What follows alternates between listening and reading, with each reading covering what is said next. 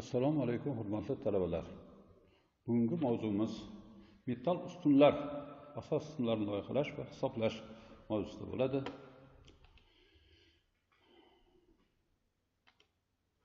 Metall ustunlarning asos qismlarini, asosan ustunlar turlari haqida biz o'tgan juftliklarimizda gapirdik va ularning loyihalanishiga asos bo'ladigan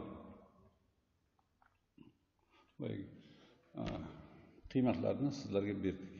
Bu yerda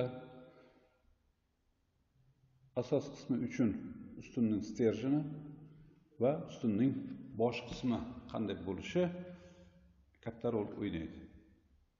Xo'sh, endi ustunni loyihalash, ularning kesim yuzasini tanlashdan birinchi boshlanadi. Bunda ustunning kesim yuzasi deganda ustunning o'rta qismi, sterjin qismining kesim yuzasi qanday tanlanganligi bu asos loyihalanishiga mos bo'ladi. Bu tanlash albatta X va Y o'qlari tekisligida bir xil ustuvorlikka ega bo'lgan bo'lishi maqsadga muvofiq degan tushunchani o'tgan juftlikda sizga berdik. Bu tushunchalar nima teng bo'lishi kerak X va Y o'qlarda? Bu yerda albatta lambda X, lambda Y bu ustunning shartini ustuvorlik shartini qoplatirish lozim bo'lgan egiluvchanlik qiymatidir. Yoki Lx, Ly hisobiy uzunliklari hamda inersiya radiuslari teng bo'lsa, bu demak shartlar, ustuvorlik shartlari qoniqtirilgan degan xulosaga kelamiz. Yuk ta'sir etishiga va ustunning hisobiy uzunligiga qarab egiluvchanligi belgilanadi. Agar ta'sir etayotgan yuk 200 tonna atrofida bo'lsa, balandligi 4-6 metr atrofida bo'lsa, egiluvchanlik gibkiz 70 dan 100 gacha oralig'ida qabul qilinadi. Ta'sir etgan yuk 250-400 tonnagacha bo'lganda, egiluvchanlikda 50 dan 70 gacha oralig'ida qabul qilamiz. Bu egiluvchanlik hisobidan biz kitobdagi qo'shimcha jadvallar asosida fi qiymatini aniqlaymiz. Shartli egiluvchanlik hisoblanadi va mos keladigan formuladan foydalanib, koeffitsient fi aniqlanadi. Va ustunning zaruriy yuzasi topiladi.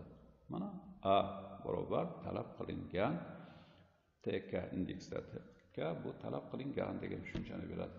Bu yerda n bo'lingan fi r gamma. Fi demak gipsga bog'liq holda hosil bo'ladigan qiymatimiz jadval asosida olamiz. R bu hisobiy qarshilik metallning markasiga mos holda, gamma koeffitsient uslubi va joy sharoit koeffitsiyenti amali degan tushunchalarga kelamiz.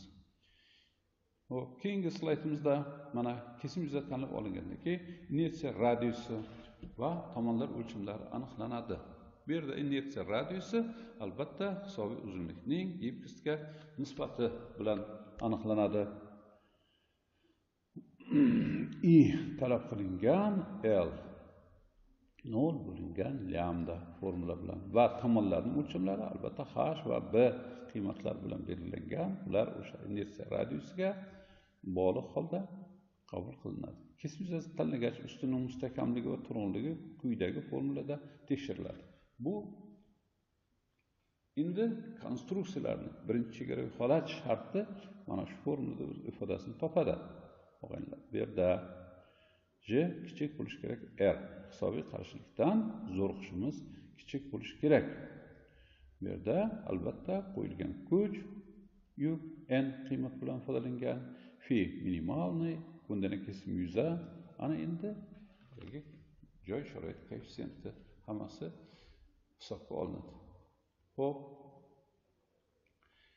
Yana bir marta inersiya radius qiymatlariga qaytamiz. Bunda bizda inersiya radius qiymatlari o'sha sterjinning ko'ndalang kesim yuzasi qanday qabul qilinishiga bog'liq holda edi. Ana X o'qi bo'yicha va Y o'qi bo'yicha inersiya radius qiymatlarining o'zaro tengligi qanchalik yaqinligi bu jadvaldan ko'rinadi. Mana qarangki, alohida shvellarni bir-biriga tikma-tik holda qilganda 0,43 H va 0,43 B qiymatlar. Bu demak o'sha ikkala o'q bo'yicha ham gipс ta'minlangan, egiluvchanlik ta'minlangan va inersiya radiuslari bir xillikka ega. Chunki hisobiy ustunligi albatta teng. Mana endi bu yerda bitta narsaga e'tibor qiling. Mana 5-stolbikda qo'sh davrimizning keng asosli qo'sh davr turibdi. Keng asosli ustunlar uchun bo'lingan qo'sh davrda 0,43A va 0,24B qiymatlar bilan beriladi. Farq bor. Demak, inersiya radiuslarda bo'lgan farq bu shvellerning ustunga qanchalik o'rnatilishi, qay o'q bo'yicha qo'yilishini belgilaydi, o'rtoqlar. Bu yerda masalan biz qo'sh davrda asosan qayerda ishlatamiz? Mana hayotda qo'sh davrni asosan biz darvozaxonalarda ishlatamiz. O'sha darvoza bir tarafdan sharnirlar orqali ilinganda, bu yerda albatta unga egilishga bo'lgan katta zo'riqish paydo bo'ladi. Mana shu zo'riqishning oldini olish uchun demak va x, y o'qlarini to'g'ri joylashtirishimiz kerak. Xuddi shunday o'tgan juftlikda aytdim, ko'proq siqiluvchi ustunlarga biz trubalardan foydalanamiz. Endi dumaloq trubalardan foydalanganimizda, chunki trubamiz standart holda ikki o'q bo'yicha ham boyagi inersiya radiuslari teng qiymatga ega va buning hisobiga gipс teng qiymatga ega. O'yinlar, mana endi ustun asoslari sterjindan keladigan yukni paydavorga bir tekis taqsimlanishga xizmat qiladi. Ustun asoslar 3 xil bo'lishi mumkin. Bular traversiyali, tayanch plitali va sharnir tayanchli. Traversiyali ustun tayanchlari mana birinchi chizmamizda ko'rsatilgan. Bu sterjindan keladigan yukni o'ziga qabul qiladi va bu teng taqsimlagan holda plita orqali asosga, fundamentga, boyagi paydavorga yukni uzatadi. Ikkinchi holatimizda bu to'g'ridan to'g'ri sterjin plita orqali uzatilyapti va uchinchisi sharnir tayanch orqali asosga uzatilyapti yuklar. Mana shular hammasi bizda endi sterjinimizning uzatilayotgan asoslarni turli xil ko'rinishlar orqali uzatilishi bo'lib belgilanadi. Ustundan tushadigan bosim katta bo'lganda plitaning qalinligini kamaytirish maqsadida bo'ylama hisobiy kuch plitaga ustunning sterjin va traversiya orqali uzatiladi. Traversiyalar ustundan keladigan kuchning plita yuzasi bo'ylab tekis taqsimlanishiga imkoniyat beradi. Sharnirli tayanch plitadan iborat bo'lgan ustunlar ideal hisobiy sxemaga javob beradi. Lekin ularni o'rnatish biroz qiyin kechadi. Tayanch plitalarning o'lchamlarini quyidagi formula orqali aniqlanadi. Ana endi bu yerda ko'proq plitaning ko'ndalang kesim yuzasi qismi qanday olinadi? Bu albatta paydavorning betonning hisobiy qarshiligiga mos bo'ladi va qo'yilgan kuch betonning hisobiy qarshiligi va gamma qiymat bilan belgilanadi. Bu yerdan chiqqan A qiymatimiz albatta eni bo'yiga A ko'paytirilgan D qiymatlar bilan belgilanadi. D qiymatimiz ko'proq 1dan 1,14 qiymatgacha A qiymatga mos bo'ladi. Ular o'sha o'lchamlarning, plitaning o'lchamlarining qiymati A tomon bilan D tomonlarining o'lcham qiymatlaridan iborat bo'ladi. Ana endi traversiyaning asos qismi turlarini qarang. Bu yerda birinchisi A chizmaga e'tibor bersangiz, traversiya kesik konus ko'rinishida belgilangan mana ikkita shvellerdan iborat sterjinli ochiq devorli ustun to'g'ridan to'g'ri traversiyaga va undan plita orqali fundamentga o'z yukini uzatyapti. Mana bu asos qismining loyihalanishi. Bu yerda birinchi belgi bilan plita fundamentga ankerni bolt yordamida belgilanishi kerak bo'lgan. Ikkinchi belgi bilan bu yerda traversiya, uchinchi belgi bilan bu qo'shimcha qavurg'a, mustahkamlik qavurg'asi traversiyalarni o'zaro ushlab turish uchun va beshinchi belgi bilan ankerning bolt bekiladigan qo'shimcha plitka, oltinchi bu fundament belgisi ko'rsatilyapti. Mana endi B chizmaga e'tibor qiling. Bu yerda yig'ma qo'shdavursimon ustun sterjindan foydalaniladi. Yopiq devorli sterjinga mana endi qo'shimcha tepadan qaralgan chizmaga e'tibor qilsangiz, bu yerda 1 bu mustahkamlik qavurg'asi. Xuddi shu traversiya balandligida mustahkamlik qavurg'asi o'rnatilgan. Va 3-chi bu traversiyamiz, 5-chi bu ankerning bolt bekilishi uchun qo'yilgan qo'shimcha detal list bo'ladi. Xo'p, V chizmaga qarasangiz, bu yerda ko'proq, kattaroq yuk ostida ishlaydigan sterjinimiz va ustunimiz haqida gap ketyapti. Bu yerda 4 ta ankerning bolt hisobiga mana 4 belgi bilan qo'yilgan. Bu ankerning boltlar o'sha 4 burchidan qo'shimcha va uchburchaklarni, traversiyaga bekilgan uchburchaklarni tortib, fundamentga, asosga bekilgan. Va bu yerda ham ustun sterjimiz yopiq devorli, alohida listlardan yig'ilgan sterjin. Ana bir belgi bilan, 3-chizmadagi bir belgi, bu taglik plita qo'yilgan. Biz taglik degan tushunchani ham olishimiz mumkin.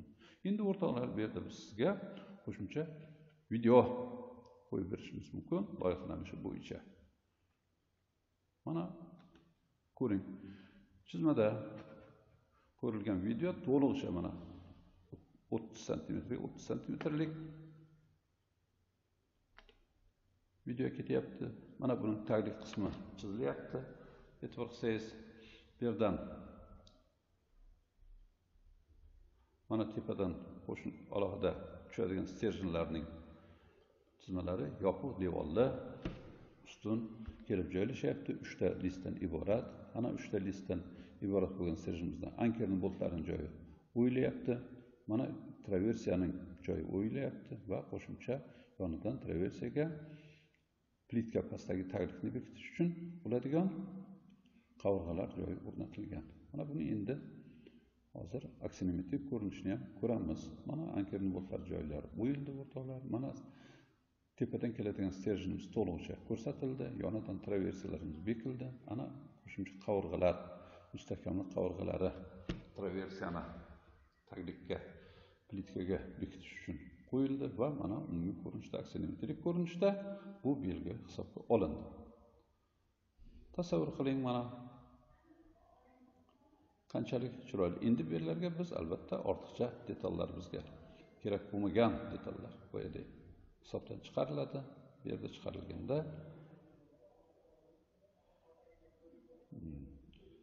ularni olib tashlab biz traversiyaga o'ziga yarasha ko'rinish hosil beramiz. Mana o'sha traversiyamiz, sterjinimiz va tagligimiz qanday bekilish hosil qildi. Ana endi bu yerlarga biz albatta chok tushirishimiz kerak bo'ladi. Choklar elektrod yordamida mana chokning qalinligi hammasi belgilangan holda qo'yilyapti.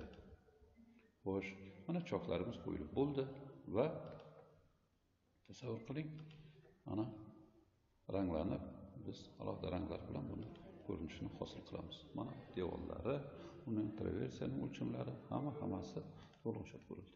Mana bu endi sizga aniq-tiniq tasavvur berdi degan xulosaga kelamiz o'rtoqlar. Mana baza kolon, bu ustunning baza qismi, asos qismi bo'lib xizmat qiladi.